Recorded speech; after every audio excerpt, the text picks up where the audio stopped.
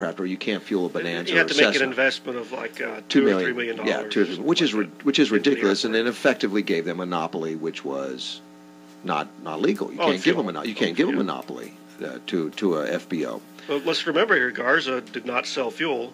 It was not what got him. Well, he wanted to last year. He did want to at one time. He asked that could I sell fuel because I service Cessnas, I service Bonanzas, and of course a fuel truck out there. I don't know. We could pick a used one up for less than $100,000 for a fuel truck. And that way we would have two companies on the field. That would be competition. Competition, but instead we give this monopoly to Millionaire. And then they said not only do you have a monopoly on fuel, now you have a monopoly on what they call marshaling an aircraft. That's just an afterthought kind of really that they brought up. Oh, to try to shut him down.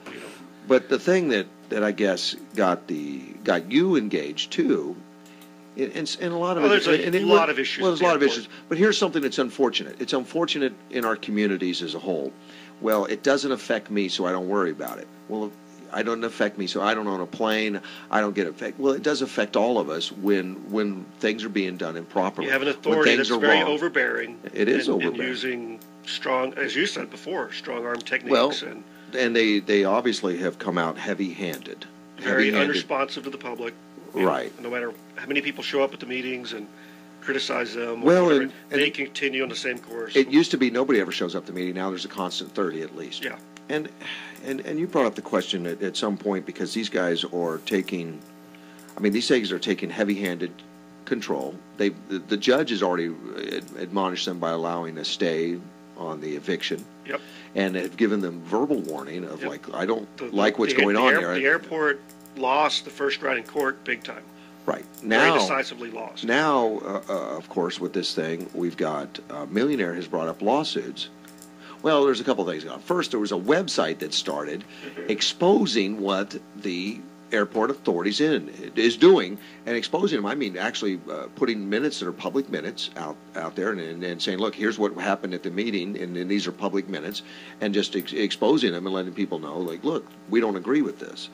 Now they're being sued. The people who started the website's being sued by who? Millionaire? Being sued by Millionaire, and tomorrow at the airport board meeting, they're going to decide whether or not to use airport money to sue him also. To sue people that the airport is actually going to sue a private citizen for free speech. They're saying it was defamatory because he's exposed all these things. Okay, I've read the thing. I've looked at it. I haven't looked at it in the last week or so. But yeah, I would be embarrassed about some of the stuff on there. But none of it's not outside the public venue. It's very unflattering to the airport. It's unflattering. And they're going to fight back. They're going to fight back. Let me tell you something. I know that because I'm on the radio. And Jerry, did you lose your earpiece? All right, you'll get it back. But let me tell you, I'm on the radio, so I talk a lot about public officials. I talk a lot about what's going on in the community, as the newspaper does. And I see a lot of websites out there that are absolutely crazy on political leaders. Jerry, you understand as a judge, you're going to get some people that disagree with you that may come out and put something on Facebook that says Jerry sucks. You understand? Of course. Okay, and Edward, you understand. You would get 10 times, 100 times a municipal judge because nobody likes the city, and there's probably going to be some Facebook, some websites, and a lot of things. In fact, you will probably get people down to the courthouse to ask for documents that have Edward's name on it, and then they're going to have a recall petition, and then there's going to be a constant barrage of you took $50 and we don't think you bought the right brand of gas and stuff like. You realize that's all going to happen. I understand. Okay. Well, the airport says, well, if it happens to me, we're going to get a lawyer and sue you.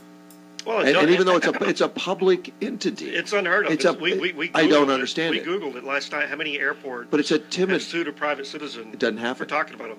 This is the first time in the whole country that we can find it. Any airport's ever done that. It's subject to public meeting laws. They haven't sued him yet, but they're going to. Well, they want to. They're going to discuss. I hope the board has enough common sense to say, we've gone too far as it is. We're too heavy-handed. Well, you know, the last time. I hope the board says that. I don't know. Do you remember, Russ, the first time that I came on the show and we talked about this? And it was pretty mild, actually. Well, what happened the next day? Well, they went to your boss. You know, they did. They went to your place of employment. Went to my place of employment and made a complaint that you were talking bad about the airport. And how dare you? Yeah, they didn't think because of where I worked that I had the right to do that. It's unconscionable. It's unconscionable that they're that heavy-handed. It's unconscionable that they're. And they told my boss our lawyers are attempting to get copies of the tape. Our lawyers. But that's fine. You know what? They kind of made the implied threat that we're going to sue you for talking about us. I heard that the airport authority wanted a tape of the show where you were on, and you talked about some of the facts that are going on, which are all true facts, all on their website, and we talked about it and we disagreed. Yeah, we said, well, look, we don't like it, and that was it. And they screamed. I guess I heard that they were screaming they wanted a copy of the show. I made a CD of it and delivered it to their lawyer's office. I mean, we're transparent. We're over the public airways, and we talk openly about other public entities. I'll talk about the mayor. I talk about city council. I'll talk about things in the newspaper, in the public venue, all those kind of things. That's what we do. And now these people have this intimidation that they're going to have on Tuesday meeting, they're going to sit down and discuss what do we do about the public discourse, about what's talking publicly. And I just think that's unconscionably wrong that they even have that kind of thing to limit free speech about a public entity. That's so hugely wrong. I'm just shocked. Can you imagine if municipalities did that? Jack Kretzer would have already been tased and drug off to jail. If the city of Yuma, you laugh because you'd like to see it happen, right, Edward? No. I was just trying to trip you up.